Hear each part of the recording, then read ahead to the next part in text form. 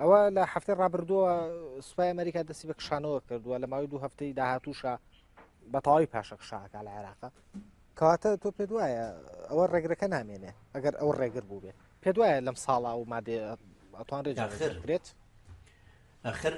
ئەخر ئەو ڕێگر بوو هەتا ئەو کاتێک کە شیعەکانی بە قووەت کردووە. ئێستا شیعەکان سێ دەستگای ئەمنی وەکو وەزارەتی دیفاع و وەزارەتی پۆلیسیش بە ئیزافە مەجارە 5 دەستگای هەمووی بەدەستی خۆیانەوە. ئەوان هەموو چەکدارن.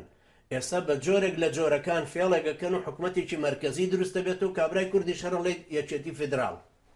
کاکە عێراق دەوڵەتێکی مرکزیە. ئێستا پێشتر بەدەستسونیە بوو لە 1920ەوە تەواو ئێستا داویانە دەست شیعە لە 2001ەوەی تر تەسلیمیەکەنەوە 2023ەوە بەدەستی ئەوانەوەی شیعەش نایەڵێ و بڕای بەوە نییە کە تۆ فیدرالی دروستکەی ئەو ئێستا دەسەڵاتی بەسەرا ناشکێ بێتەوە بۆ گیانی تۆ ئەجینا هەمووی وەکو قەرەتەپەلێکە هێزێکی بۆ دێنێوەڵە ئێوە مێلیشیاین فەرموو کشێنەوە دەوە ئەکشێنەوە باشە ناکشێنەوە لێتان نەدرێت